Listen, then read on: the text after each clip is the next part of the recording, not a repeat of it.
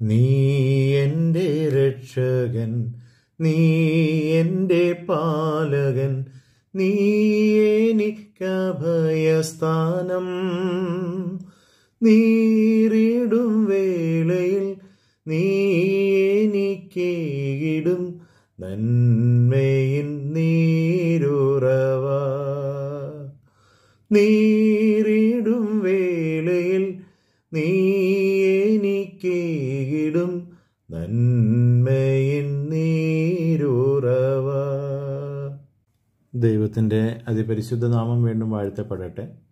പ്രാർത്ഥനയോടുള്ള ബന്ധത്തിൽ മറ്റു ചില ചിന്തകളുടെ ദൈവവചന അടിസ്ഥാനത്തിൽ പങ്കുവയ്ക്കാനായിട്ട് ആഗ്രഹിക്കുന്നു.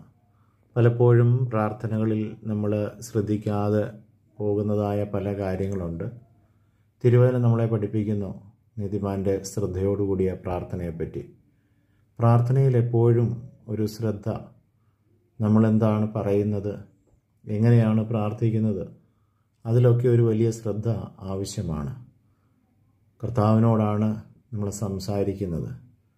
എന്തിലൊക്കെയാണ് നമ്മൾ ശ്രദ്ധിക്കേണ്ടത്? പ്രത്യേകമായി നമ്മൾ ചിന്തിക്കേണ്ടത്, നമ്മൾ ദൈവത്തോട് സംസാരിക്കുമ്പോൾ അത് എന്തെങ്കിലും നമ്മൾ പറഞ്ഞു പോകുന്ന ഒരനുഭവമല്ല.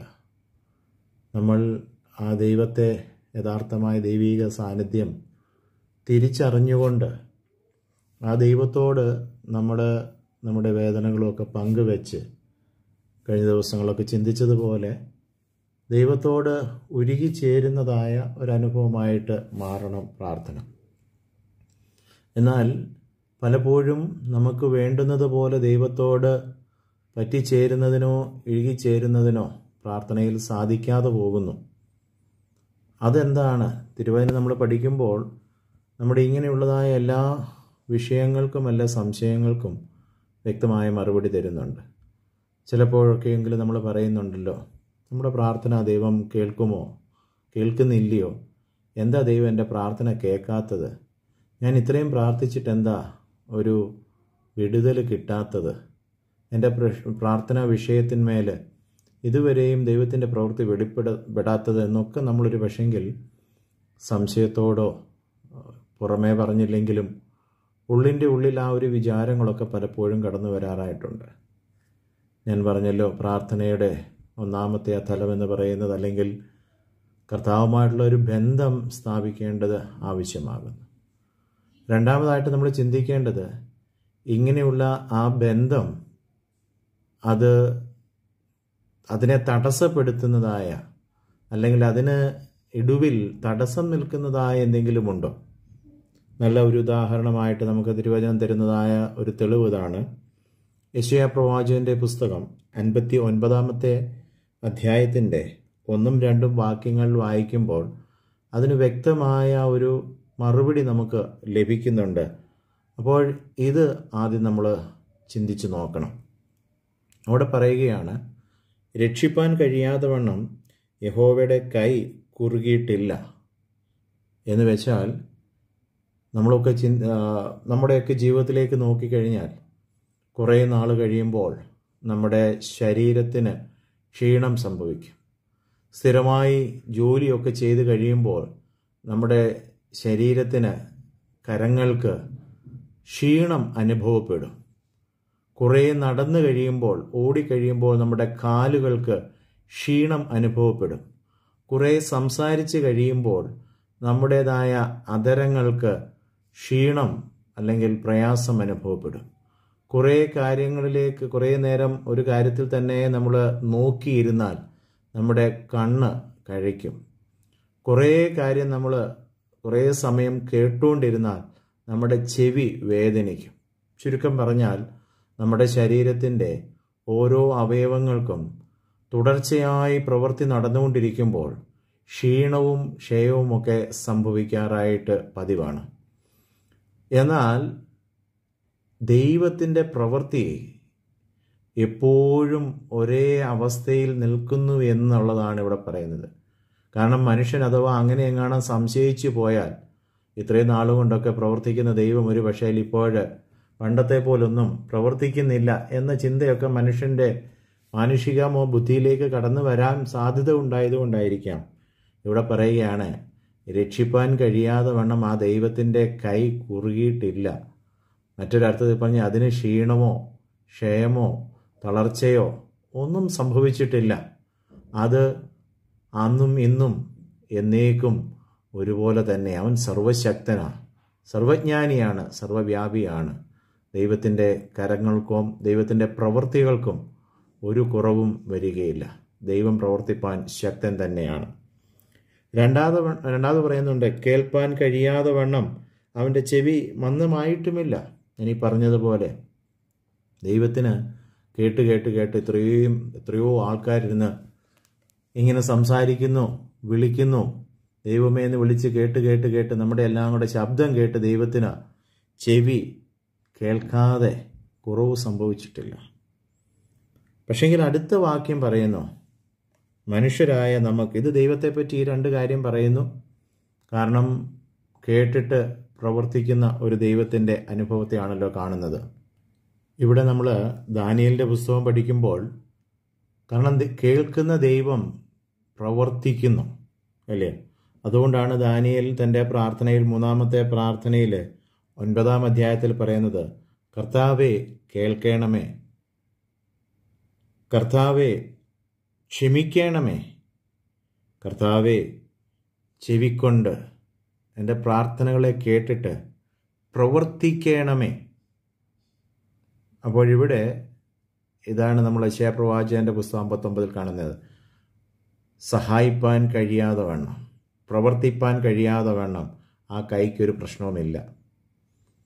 കേൾക്കാൻ കഴിയാതെ വണ്ണം ആ ചെവിക്കും ഒരു പ്രശ്നവുമില്ല. പക്ഷെങ്കിൽ ഇതിൻ്റെ രണ്ടിൻ്റെയും ഇടയ്ക്ക് ഒരു പ്രശ്നം കിടപ്പുണ്ട്. ദാനിയേൽ അത് പറയുന്നു, ഇവിടെയും നമുക്കത് കാണും. ദാനിയേൽ രണ്ടാമത് പറയുന്നു, കർത്താവേ ക്ഷമിക്കണമേ. കേൾക്കണമേ, കേൾക്കുന്നതിന് തടസ്സം, പ്രവർത്തിക്കുന്നതിന് തടസ്സം. കേൾക്കുന്നു, എന്നാൽ ആ കേൾവിക്ക് അനുസരണമായി പ്രവർത്തിക്കുന്നതിന് തടസ്സം ആ രണ്ടാമത്തെ പ്രാർത്ഥനയിലുണ്ട്. കർത്താവേ ക്ഷമിക്കണമേ. എന്താ യെശയ്യാ പ്രവാചകന്റെ പുസ്തകത്തിൽ പറയുന്നത്? നിങ്ങളുടെ അകൃത്യങ്ങൾ അത്രേ നിങ്ങളെയും നിങ്ങളുടെ ദൈവത്തെയും തമ്മിൽ ഭിന്നിപ്പിച്ചിരിക്കുന്നത്. ഇവിടെ വളരെ വ്യക്തമായി പറയുന്ന ഒരു കാര്യം, നമ്മുടെ ജീവിതത്തിൻ്റെ അകൃത്യങ്ങൾ കർത്താവുമായിട്ടുള്ളതായ ബന്ധത്തിൻ്റെ ഇടയിൽ, അല്ലെങ്കിൽ കർത്താവുമായുള്ള സംഭാഷണത്തെ ബ്രേക്ക് ചെയ്യുന്നു, തടസ്സപ്പെടുത്തുന്നു. നമുക്ക് വേണ്ടും പോലെ ആശയവിനിമയം നടത്തുവാൻ കഴിയാതെ വണ്ണം നമ്മളൊക്കെ ഫോൺ വിളിക്കുമ്പോൾ പറയുന്നത് ഇവിടെ റേഞ്ച് ഇല്ല, നെറ്റ്വർക്ക് കുറവാണ്. അതേ പ്രിയമുള്ളവരെ, ആത്മീയ ജീവിതത്തിൽ എപ്പോഴാണ് ഈ നെറ്റ്വർക്ക് തടസ്സപ്പെടുന്നത്? നമുക്കറിയാം, അതിൻ്റേതായ ടവറുകളുണ്ട്. ഓരോ മൊബൈലിനും അതിൻ്റെ ഫ്രീക്വൻസി പിടിക്കും. എന്നാൽ അതിന് ഇടയിൽ എന്തെങ്കിലും തടസ്സങ്ങൾ വരുമ്പോൾ ഇത് തമ്മിലുള്ളതായ കമ്മ്യൂണിക്കേഷനിൽ ആ നെറ്റ് വർക്ക് അല്ലെങ്കിൽ അവിടെ ഉണ്ടാകാതെ വരികയാണ്. ഇതുപോലെ തന്നെയാണ് പ്രാർത്ഥനാ ജീവിതത്തിൽ. ഇവിടെ പറയുകയാണ്, നിങ്ങളുടെ അകൃത്യങ്ങൾ അത്രേ നിങ്ങളെയും നിങ്ങളുടെ ദൈവത്തെയും തമ്മിൽ ഭിന്നിപ്പിച്ചിരിക്കുന്നത്. രണ്ടാമതായിട്ട് പറയുന്നു, നിങ്ങളുടെ പാപങ്ങൾ അത്രേ അവൻ കേൾക്കാതെ വണ്ണം അവൻ്റെ മുഖത്തെ നിങ്ങൾക്ക് മറയ്ക്കുമാറാക്കിയത്. അപ്പോൾ ഈ രണ്ട് കാര്യങ്ങളും മനസ്സിലാക്കിയിട്ടാണ് ദാനിയേലിൻ്റെ പ്രാർത്ഥനയിൽ 3 കാര്യം പറയുന്നു. കർത്താവേ കേൾക്കണമേ, രണ്ടാമതായിട്ട് പറയുന്നു കർത്താവേ ക്ഷമിക്കണമേ, മൂന്നാമതായിട്ടാണ് പറയുന്നത് കർത്താവേ ചെവിക്കൊണ്ട് കേട്ടിട്ട് അതിനൊരു മറുപടി, നിന്റെ പ്രവൃത്തി വെളിപ്പെടുത്തണമേ. പ്രിയമുള്ളവർ, ഒരു കാര്യം കൂടെ ഞാൻ ഇതിനോട് ബന്ധപ്പെട്ട് ഈ അകൃത്യത്തെപ്പറ്റി, എന്താണ് ഇവിടെ ഈ 2 കാര്യം പറയുന്നത്? അകൃത്യം ആൻഡ് പാപം. ഈ അകൃത്യം, കൃത്യമില്ലായ്മ. നമ്മുടെ ജീവിതം ഒരു ക്രമപ്പെട്ട ജീവിതമായിരിക്കണമെന്നാണ് ദൈവം ആഗ്രഹിക്കുന്നത്. നമ്മുടെ ദൈവം ഒരു ക്രമത്തിൻ്റെ ദൈവമാണ്. ക്രമമില്ലാത്ത ജീവിതമല്ല നമുക്കുണ്ടാകേണ്ടത്. അകൃത്യങ്ങൾ എന്ന് വെച്ചാൽ കൃത്യത നഷ്ടപ്പെട്ടു. അകൃത്യങ്ങൾ, കൃത്യമില്ലായ്മ. നമ്മുടെ ജീവിതത്തിൽ ദൈവത്തിന് ഹിതമല്ലാത്തതും കൃത്യമല്ലാത്തതും അകൃത്യങ്ങൾ, നല്ലതല്ലാത്തതും ദൈവത്തെ പ്രസാദിപ്പിക്കാത്തതുമായ ഏതു പ്രവൃത്തി ചെയ്താലും അത് നമ്മളെയും നമ്മുടെ ദൈവത്തെയും തമ്മിൽ വേർപിരിക്കും. നമ്മൾ പാപം എന്ന ഒറ്റ വാക്കിൽ പറഞ്ഞ് നമ്മൾ അതിനെ എന്താ പറയുക, ലഘൂകരിച്ച്, പലതിനെയും ഇന്ന് ലഘൂകരിച്ച് കാണുന്നു, അല്ലയോ? അപ്പോൾ ഇവിടെ നമ്മൾ മനസ്സിലാക്കേണ്ടത് എൻ്റെ അകൃത്യങ്ങൾ, കൃത്യമില്ലായ്മ എന്തൊക്കെയാണ്. എന്താ കൃത്യം? ഒരു കാര്യത്തെ കൃത്യതയോടുകൂടി ചെയ്യുക, അല്ലയോ? അപ്പോൾ ആ കൃത്യനിർവഹണത്തിൽ നമ്മൾ വാളിച്ചകൾ വരുമ്പോൾ, പരാജയപ്പെടുമ്പോൾ അത് അകൃത്യമായി മാറും. അപ്പോൾ നമ്മുടെ ജീവിതത്തിൽ നമ്മൾ നോക്കണം, എവിടെയൊക്കെയാണ് എന്നിൽ അകൃത്യങ്ങൾ വന്നിട്ടുള്ളത്, എൻ്റെ കൃത്യനിർവഹണങ്ങളിൽ എവിടെയൊക്കെയാണ് ഞാൻ പരാജയപ്പെട്ടിട്ട് പോയത്, ദൈവം ചെയ്യാൻ പറഞ്ഞ കാര്യങ്ങൾ എന്തൊക്കെയാണ് ഞാൻ ചെയ്യാതിരുന്നിട്ടുള്ളത്, ദൈവം ചെയ്യരുതെന്ന് കൽപ്പിച്ചിട്ടുള്ള എന്തൊക്കെ കാര്യങ്ങളാണ് ഞാൻ ചെയ്തിട്ടുള്ളത്, ദൈവം എന്നോട് പറയരുതെന്ന് പറഞ്ഞ എന്തെല്ലാം കാര്യങ്ങളാണ് ഞാൻ പറഞ്ഞിട്ടുള്ളത്, പറയാൻ പറഞ്ഞ ഏതൊക്കെ കാര്യങ്ങളാണ് ഞാൻ പറയാതിരുന്നത്. പ്രിയമുള്ളവരെ, നമ്മൾ ആ ഒരവസ്ഥ, നമ്മൾ പലപ്പോഴും കർത്താവ് എൻ്റെ പാപങ്ങളെല്ലാം എന്നോട് ക്ഷമിക്കണമേ എന്നൊറ്റ വാക്കിൽ പറഞ്ഞു നിർത്താം. പക്ഷേ ഇവിടെ പറയുകയാണ്, നിങ്ങളുടെ അകൃത്യങ്ങൾ നിങ്ങളുടെ ജീവിതത്തിൽ സംഭവിച്ചു പോയതാണ്. ഞാൻ ഇപ്പോൾ പറഞ്ഞതായ ഈ കാര്യങ്ങൾ എന്തൊക്കെ എവിടെയൊക്കെ ചെയ്യുവാൻ ഞാൻ വിട്ടുപോയി, ഇല്ലയോ? എന്തൊക്കെ ഞാൻ ചെയ്യേണ്ടത് ചെയ്യാതിരുന്നു, ചെയ്യരുതാത്തത് ചെയ്തു പോയി. ഇതിനെല്ലാം നമ്മൾ നന്നായിട്ടൊന്ന് തിരിച്ചറിയണം. പ്രാർത്ഥന എന്ന് പറയുന്നത് നമ്മുടെ ജീവിതത്തിൻ്റെ കുറവുകളെ കണ്ടെത്താൻ പറ്റുന്നതായ, ദൈവസന്നിധിയിൽ ഇരുന്നു കൊണ്ട് നമ്മളെ തന്നെ ഒന്ന് ക്രമപ്പെടുത്തുന്നതായ അനുഭവമാണ് പ്രാർത്ഥന. ദൈവവുമായുള്ള കമ്മ്യൂണിക്കേഷനിലെ, ദൈവവുമായുള്ള ആശയവിനിമയത്തിൻ്റെ ഉള്ളിലെ നമ്മുടേതായ തടസ്സങ്ങളെ നീക്കുന്നതാണ് പ്രാർത്ഥന.